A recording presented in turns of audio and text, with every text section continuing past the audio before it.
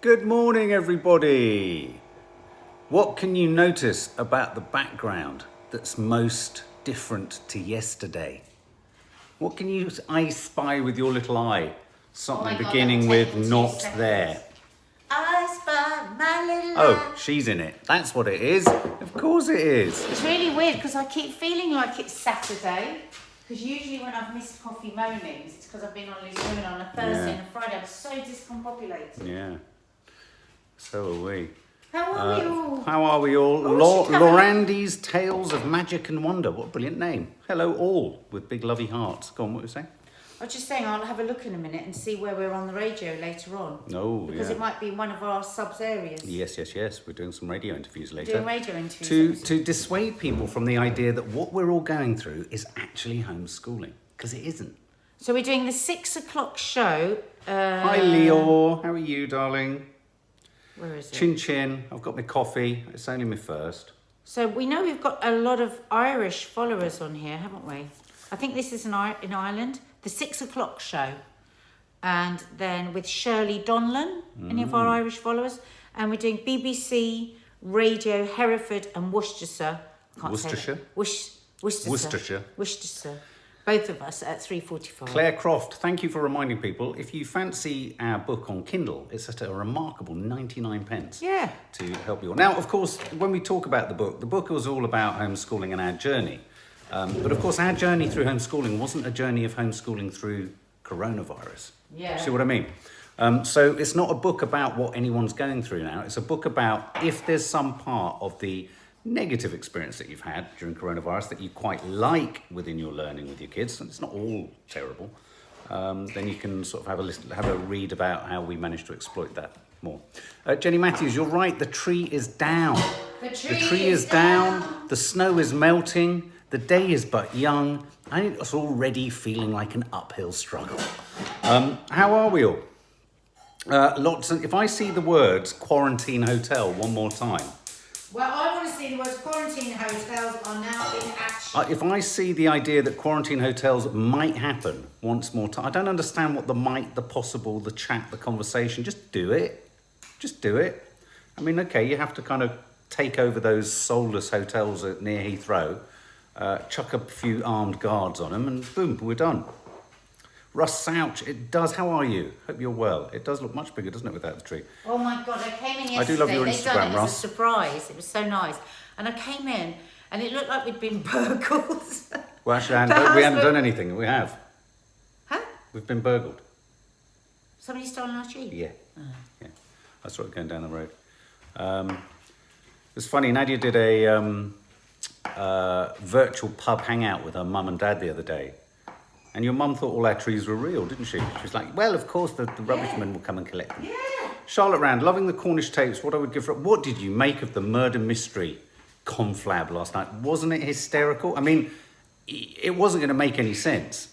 And it still doesn't make any sense. But the amount of hysteria was just... I was, in editing it, I was taken back to... Well, it was within the whole crisis, but it felt like a carefree time. Time for a rhyme, personalised poetry, Kirsty Wilson. Here we go. Here's a poem from you. Do follow her on Instagram, please. When I feel blue, you brighten up my day. You are the one constant that is here every day. I'm loving Cornwall fun and every coffee moaning. I sit here with my cuppa and my aches and pains are groaning. Oh, time for a rhyme, personalised poetry, Kirsty Wilson. I love that. Thank you, Kirsty. We love that. Thank you so much. Vicky Edwards, Nanny Di cracking you up. Yeah, she couldn't remember who, was it Albert or George was? I think George was the victim in the murder mystery. She could not get, especially when at the beginning I say it's a game about maintaining short-term memory, and then we all completely forget what the hell it is we're talking about. Did it edit well, that? It's carnage, but it's funny. Oh my God, we laughed so much. I approached it like a narrative at one point, and I thought, I've got to give up on this. You've just got to go for the laughter. So good. It's total insanity. But Patrick's got a poker face, that's for sure. Ellery Jones, the Cornish pasty was huge, wasn't it? And Nadia just turned into a cider swilling, pasty eating, Don't, I want to be there now. dungaree wearing hipster. She needed to grow a beard and put her hair in a nubbin. You know what I mean? Good morning, Mark and Nadia. Richard Kavanagh. How are you, Richard Kavanagh? Protesters defying... Now, this is really interesting. I've popped it in the title. It's not often we put the Netherlands. I've put Holland because it's shorter and you've only got so many letters you can put in your title. But Holland, obviously the Netherlands. It's pretty serious over there. Yeah. The curfew riots aren't stopping. They kicked off as soon as the restrictions were put in place, didn't they? But it's going really, really crazy. Protesters defying a curfew in the Netherlands have again clashed with riot police. More than 150 people arrested in Rotterdam. I think supporters of a certain football club have got involved, which is a bit worrying. There's lots of looting, lots of violence. Protesters in Amsterdam as well as Rotterdam. It's just, I mean, when I saw these images yesterday, it's less about the kind of nitty-gritty of what's actually going on there. It's, obviously there'll be a negative element, but there's obviously discontent. Those are the kind of images you see in a sort of catastrophe movie, aren't they?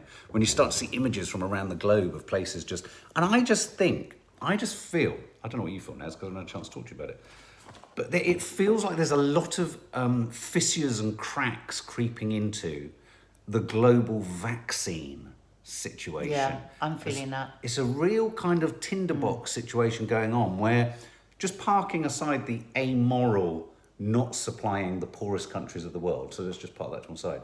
There's a rift between the EU and Britain. There's a rift between the EU and us. All starting to kick off. Yeah.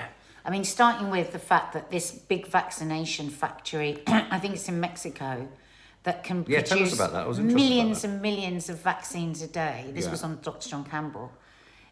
Hasn't had a particular ingredient it needs sent from China. From China. Isn't that intriguing? As Dr. John Campbell said, maybe China could pull their finger out and get that ingredient. So consequently, they are now having to take vaccines from the, what do you call it? Vaccine, not factory. What would you call it where they make manufacturer. Just a manufacturer. Yeah, vaccine manufacturers in India. And of course, those vaccines from India would have gone to other countries. So that's a real pain in the arse. Yeah. Europe gave, I think, 280 million to AstraZeneca for their share of the vaccines. And this is where it gets a bit confusing for Who did? The EU? EU. Yeah. But the EU haven't approved the AstraZeneca, and yet they're really cross that they're not getting their doses. And I was watching the other day this committee where they were questioning all different members of the government on the vaccine policies here and what was going on.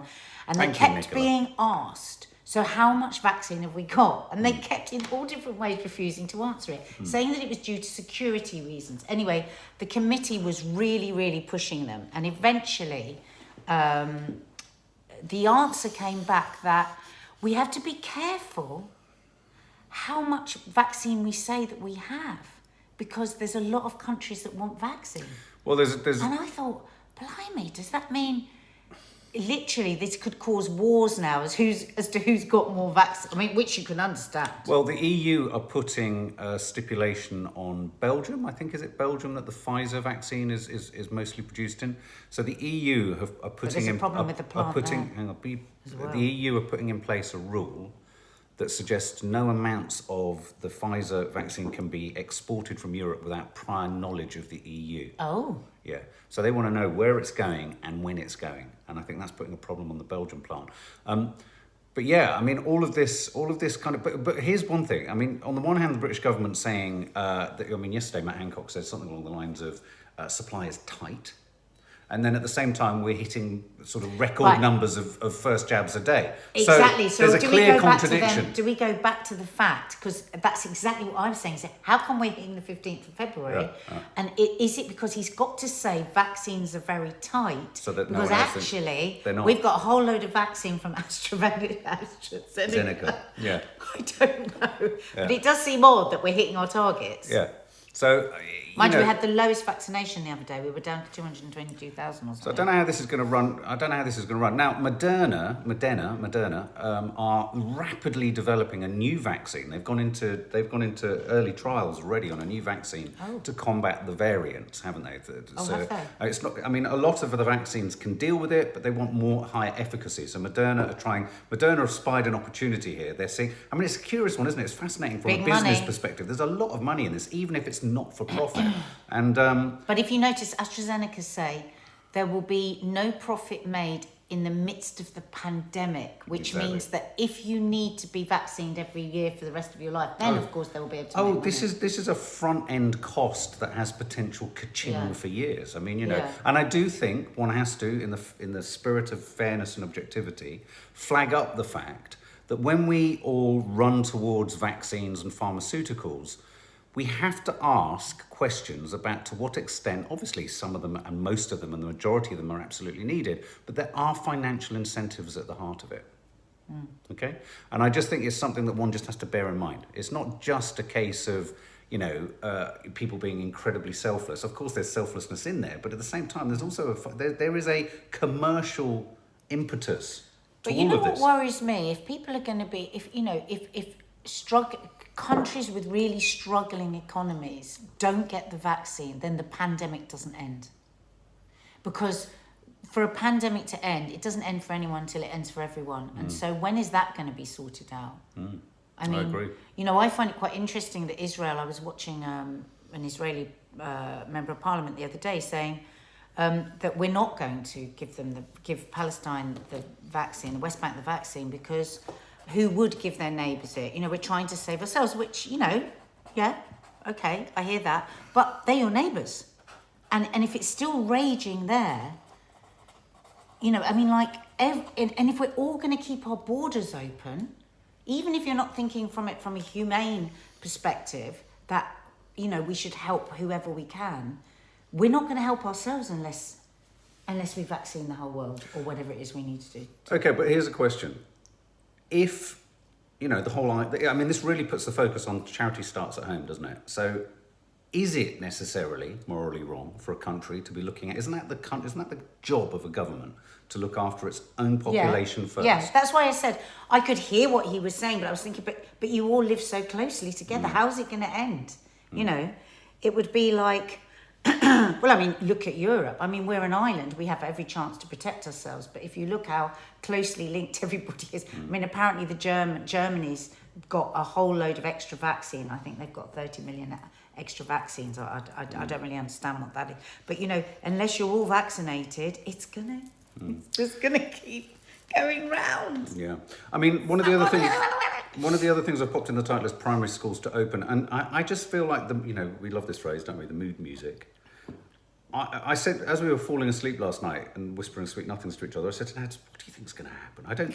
I know we both talk about this stuff, but you rarely sort of, and I know you're a constant optimist and and you see the good and all that. No. But I just wanted to get just a glimpse of the real NADIA just for a second. We will do. So where and what do you actually feel is going to happen? My God. Not what should happen. What do you think is going to happen? My best case scenario at the moment is Leanne. that... Yeah, we've got to happy birthday. Oh yeah, Ray here. I've got a note of it here. The best case scenario is... This is where I think, everything's going to be, like, okay, is that we're going to carry on at this incredible rate of vaccinating people, and we're going to beat, because as we all know, we're in a race between virus and vaccine at the moment. So in my best case scenario, today the government announces that we're going to close the borders, because that to me is so important, because if we've got variants coming from left, right and centre, we are never going to get out of this, that's for sure. I mean, look how close we were. I mean, it's called the Kent virus, but of course we've got no idea where it's come from. You know, look how well we were doing. And if we had closed borders, you know, we could be the other side of this. So my best case scenario, close the borders, stop all air travel. We get well ahead with the vaccination programme, and come March, end of March, beginning of April, we're back to a tiered system. I'm not hoping that everything will be lifted, because that'd be madness. And we'll be back to a tiered system. Then we have some breathing space as the better weather comes. It's not going to all go away, but we've got some breathing space to regroup and readdress the situation. That's my best case scenario. Okay, what's your realistic scenario? I don't want to go to that. No, realistic. That's not even pessimistic. Realistic. I mean, I think you're right. No, I think that is realistic. I think that's my best case scenario. right. Best case scenario, not realistic, is that everybody's vaccinated by the end of March. Lockdown is lifted, and we're all dancing naked in the streets and spitting each other. Yeah. That's unrealistic. But there is a faint chance that we could get to that. Yeah, Sonia Donovan. I want to think it's all a dream. I know what you mean. I know. I still do. You know what? Worst case scenario is that our government continue to fumble and bumble. They keep flights coming in and out from everywhere and everywhere. The whole world keeps sharing its variants, and we just can't catch up. We can't catch up with the mutations and the variations. That's my big fear. I mean, like, it would be like Christmas if they announced today that they've managed to organise the hotels for quarantine purposes, and it's not going to take them 3 weeks more to think about it. What do you think about in the short-term lockdown? Do you think, I mean, I feel that going back to the mood music, I think the mood music is such that we are going to be preemptively unlocking things. Because one of the kernels of good news yesterday was the number of reinfections or new infections was really low. It was one of the lowest, I think, this year, and I think it was the lowest since before Christmas. But bear this detail in mind. It was the lowest since the last lockdown. So I still don't understand how we all jump up and down with surprise and sort of, oh, isn't this great? When a lockdown implements this kind of result in numbers, etc. The danger is, and the inevitability isn't that numbers come down in lockdown. That's why we're doing it. It's then, when do you choose to loosen and open up again in such a way that we don't then return to another surge? What do you think about imminent lockdown? Do you think, I mean, like today there's talk in the Times about primary schools are likely to open possibly as soon as within 2 weeks' time. For me, once the schools are open, we are back to the same cycle. You're essentially out of lockdown. Yeah, I mean, they can't keep saying to us that kids don't get it and kids well, they don't do. spread They are, it because it's madness. But they are saying that the primary schools, I mean, I do sometimes worry that there's just a sort of self-fulfilling sort of message coming out. I mean, the clear message today from ministers and everyone is primary schools are proven not to spread. But how can they say teachers, that? Isn't it? My friend's a 5-month-old baby has COVID. Right. There you go. What are you saying? Children don't get it? Kids do get it, funky kids. And I've seen increasing reports. Yeah, there's a really distressing, I don't know if anyone's seen it, there's a really distressing report in Brazil. Brazil is absolutely on the ropes. Not helped by a leader who's in proud cuckoo land. They're leaning on Venezuela for support. And Venezuela is a failed state, so that gives you they haven't got enough hot graves to bury people. Oh, God. But they've got ICU people. Now get this, in Brazil, when your relative heads into hospital and they need oxygen, I can't quite believe this. They give you an oxygen tank and they say to you, go and get it. You have to go and find someone with oxygen and like queue up like at a food bank to get your oxygen for your person. They don't want to be making the choices in there. So they give you the facility to kind of contain the oxygen. No. So there are people heading out of ICU, going to these people with huge canisters, come at the army, getting canisters off things, and it's a free-for-all. You know when they sort of throw food Oh my at the God, you're It's joking. hideous. But the other thing that really confused me in Brazil, they had an ICU guy saying things. They had lots of sort of sound bites and quotes and montage. I think it's on the Sky News website. And they were saying things like, what do I do when a mother comes in and she's lost her 15-year-old son and her 18-year-old? All the ages were much younger. All the ages were much younger. You know, is that the Brazil variant? Are we getting... I don't think we're getting any intelligence on these new variants. Is it because they don't want to scare people? Do you think? I mean, you know, they've done a lot of polling, haven't they? 80% of the British people want the borders to be closed, okay? What happened to democracy? I mean, really, do we have no voice whatsoever? I mean, people have been calling for this for ages. We can see as clear as day what happens in the countries that do this. Like, if that is another variant in Brazil, I mean, a flight still coming in from Brazil, I don't know. No. I don't know. And I mean, and then you get to Heathrow Airport and it's heaving. So if anybody's got it in that departure lounge or in that arrivals lounge, then 300 or 400 people are going to get it. Yeah. And that's where I get really, this is the point where I get really down with it all, because I just don't see a way out. So I've gone from being optimistic now to being desperate. As Rose Harvey says, millions of people move around once kids go back to school. I mean, that's the part of the detail. I suppose what I'm saying is, yes, let's all accept that we want our kids to go back to school. Rogers. This is the part of the debate that, it's like, it seems to be that someone somewhere, certainly the Daily Mirror is a particular culprit in this, wants to kind of just keep sort of suggesting that anyone and everyone, there's people who don't want kids to go to school, and that everyone wants kids to go back to school. It's like being in a family where let's just accept we all love each other. This situation. Everyone wants the kids to go back to school, but what we're talking about here is a once in a lifetime situation where my worry, like yours, is if you start to sort of tamper at the edges of lockdown too soon, we could still undo all of the effort that we've made. Deborah, I hear you. In our daughter's school, there's only been one case, and that was in December, so our kids are in the hub, but are constantly complaining they miss their friends, teachers and routines. I know, and that's so hard, isn't it? It's so hard. Jan, Mark, one of somebody just said, and I think you need to clarify. Yesterday, 10% of staff tested positive yesterday. Sorry, go on. Did they? Yeah, somebody Jan, just said, because she was panicked, she said, school's open in 2 weeks. I haven't heard this, because you said that earlier. No. That's not a fact. No, that's it will be announced. It will be. Everyone will be given 2 weeks' notice, but there is an enormous weight of pressure on the government to open primary schools soon. And I think what we could see, there's the February the 15th review, isn't there?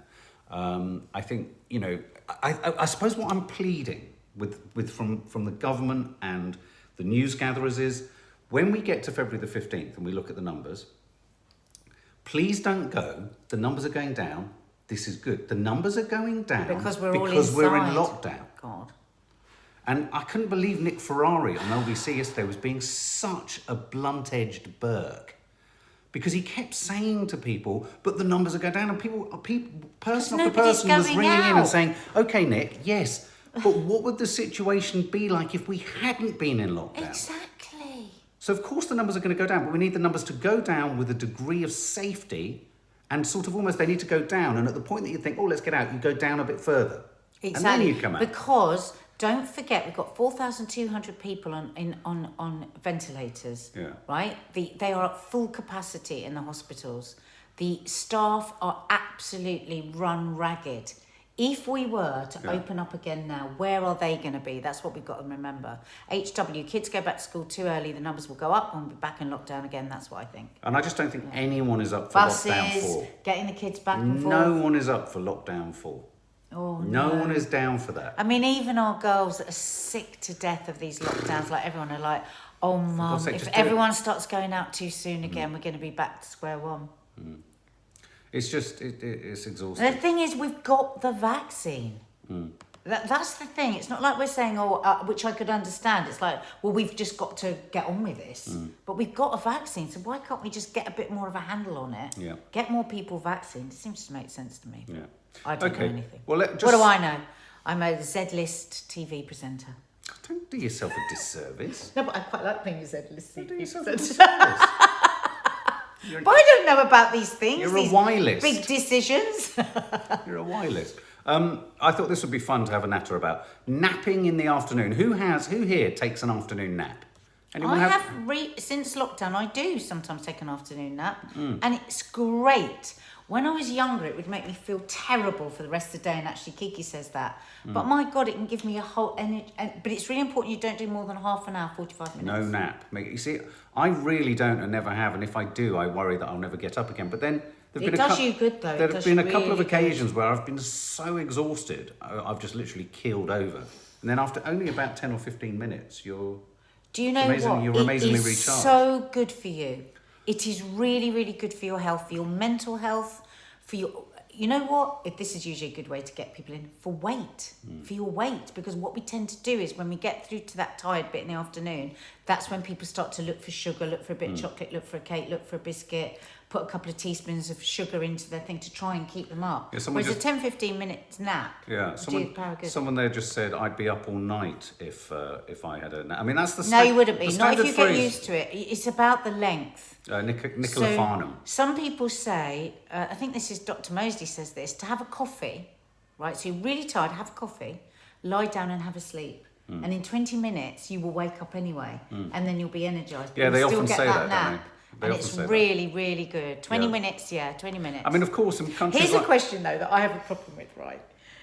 I always want to set the alarm for 20 minutes. But the problem is, sometimes it will take me 10 minutes to fall asleep. So how do we do it? We need to find... They need to invent an alarm that only goes on, once you've fallen asleep. Yes, I know what you mean. So you don't have to sort of think about doing it. No, because if it takes me 10 minutes to fall asleep and I've set my alarm, then I've only got 10 minutes of sleep. Ah. See what I mean? No, I don't. I don't understand.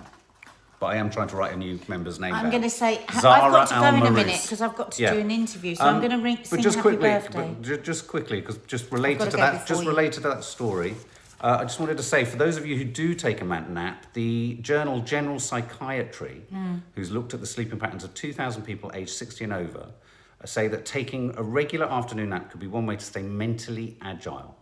It reduces sleepiness, and midday naps offer a variety of benefits such as memory consolidation, preparation for subsequent learning, executive functioning enhancement. So basically, all in all, everyone should take a nap and you'll be even more productive. Really good for you. And you know how we always talk about the Mediterranean diet and how good it is for the brain and how good it is for this. And I wonder if it's also because they have a nap. Yeah, no, I wonder I've how always much of thought that data is actually the siesta. Yeah. So happy birthday to Leanne, who's Ray Ray's daughter. Yeah, it's her 20th. It's your 20th. Happy birthday to you. Happy birthday to you. Happy birthday, dear Leanne. Happy birthday to you. And a happy birthday. Hello, June Chataway. A birthday for yesterday, Judith. Happy birthday, Judith. Happy birthday, Judith. That was Judith from yesterday. Happy birthday, dear Judith. Happy birthday to you. And Regan Gillies was birthday yesterday Happy as well. birthday, Regan Gillies. Happy birthday, Regan She's good, isn't she? Gillies. Happy birthday, dear Regan Villies. Gillies. Gillies. Villies. Villies are in the large Tillies. intestine. Happy birthday to you. And welcome to, in terms of family guests, Heather Hodgson. And Heather Hodgson. Heather Hodgson. I like the way you've added a Is it Hodgson? Hodgson. Heather Hodgson, Heather Hodgson, Heather Hodgson. Anastasia Alexander. Don't go over with the first song. Sorry, I feel like you're in a hurry. No, but I can't. I've got to do it again now. All right, go for it. Heather Hodgson, Heather Hodgson, Heather Hodgson. Welcome. And Anastasia Alexander hasn't received one. Anastasia Alexander, Anastasia Alexander. Anastasia Alexander, welcome. She's really thinking about clicking her thumb at the right time. Welcome. Anastasia. Welcome to you. Do you know what? I wasn't thinking about my thumbs at all. I was. Isn't that interesting? Isn't that funny? What that I was and you were. Zara Al-Marous. Zara Al-Marous. Zara Sorry that we Beautiful broke name. into the middle of the news with that. Usually we give you a warning and say, "Look, don't forget to hit the subscribe button if you're new to the channel." Yeah. A shout out to you, Drew Haler. I hope you enjoyed your card. Your book is on its way. When will The Circle be released? Good question. I don't know. March, I think. But I've got to go, guys. I've got to go and do an interview. But catch me and Mark today at Radio Worcestershire. Radio Worcestershire. And also, the 6 o'clock show in Ireland. And also for members, it's the cook-along later tonight. God only knows what Nadia's going to get me to cook. All right, guys. Oh, what time is it tonight? 6:30. Yeah. Tonight. So lots of love. Have a lovely day. And we will see you on the other side of this.